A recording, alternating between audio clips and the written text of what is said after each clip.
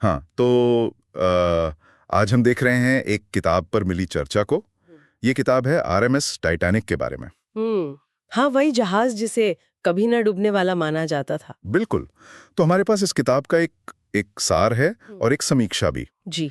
और कोशिश यही रहेगी कि हम समझें कि इस समीक्षा से क्या खास बातें निकलती हैं और ये कहानी आज भी इतनी मायने क्यों रखती है। ठीक है। तो चलिए देखते हैं। ये बात है 1912 की, जब वो दुनिया का सबसे शानदार जहाज टाइटैनिक वो डूब गया था। हाँ, और समीक्षा यही बताती है कि उसे अडूबने वाला जहाज माना जाता था। एक तरह का गुरूर था शायद। हाँ, कह सकते हैं। लेकिन 14 अप्रैल 1912 को अपने पहले ही सफर पर वो एक आइसबर्ग से टकरा गया और डूब गया। हाँ, और सबसे दुखद बात, समीक्षा के हिसाब से 1500 से ज्यादा जाने गई। 1500। यह आंकड़ा ही बहुत बड़ा है, दिल दहलाने वाला। बिल्कुल। पर देखिए, यहाँ एक दिलचस्प मोड़ है। समीक्षा कहती है कि ये सिर्फ एक हादसा नहीं था। अच्छा, मतलब समीक्षा इसे देखती है मानवीय अहंकार और प्रकृति की जो ताकत है उसके टकराव की तरह, एक गहरी झलक।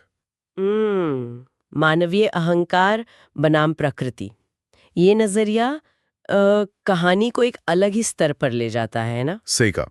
ये सिर्फ लोहे और बर्फ की टक्कर नहीं रह जाती फिर। नहीं, ये कुछ और बन जाती है, ज्यादा गहरा। और यहीं पर बात और भी दिलचस्प हो जाती है।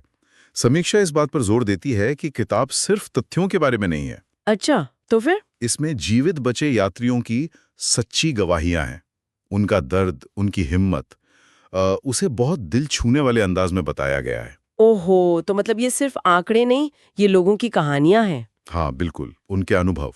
अगर हम इसे बड़े परिप्रेक्ष्य में देखें तो समीक्षा के अनुसार लेखक ने इतिहास को बहुत ही भावनात्मक और सजीव ढंग से पेश किया है। सजीव ढंग से। मतलब ये सिर्फ घटनाओं की सूची नहीं, बल्कि मानवीय अनुभव का एक दस्तावेज है। समीक्षा यही कहती है कि जो लोग इतिहास में रुचि रखते हैं या समुद्री यात्राओं में, हाँ, या सच्ची कहानियों ने, उनके लिए ये किताब बहुत रोचक और जानकारीपूर्ण होगी। ये बात तो है। कहानियां ज्यादा याद रहती हैं आंकड़ों से। बिल्कुल। और समीक्षा में रेटिंग क्या दी गई है? रेटिंग पूरे 5 में से 5 स्टार। पूरे 5? वाह। हाँ, और इसे जरूर पढ़ने लायक बताया गया है। एक दिल दहला देने वाली कहानी, लेकिन जरूरी। जरूरी क्यों? दुखद तो है ही। शायद इसलिए क्योंकि ये हमें कुछ सिखाती है, हमारी अपनी सीमाओं के बारे में या शायद महत्वाकांक्षाओं के बारे में। तो इन सब बातों का निचोड़ क्या है?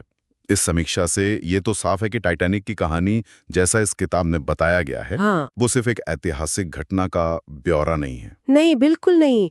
ये मानवीय अनुभव, उम्मीद, महत्वाकांक्षा और फिर त्रासदी, इन सब का एक शक्तिशाली मिश्रण है। सही कहा। एक मिश्रण। और इससे एक महत्वपूर्ण सवाल उठता है। क्या सवाल? कि ये जो ऐतिहासिक तथ्य हैं, आंकड़े हैं, उनसे परे जाकर टाइटैनिक के प्रति हमारा ये जो लगातार आकर्षण है, हाँ। जो आज भी है, वो हमारी अपनी भव्य महत्वाकांक्षाओं और अचानक आ जाने वाली त्रासदियों के साथ हमारे रिश्ते के बारे में क्या बताता है?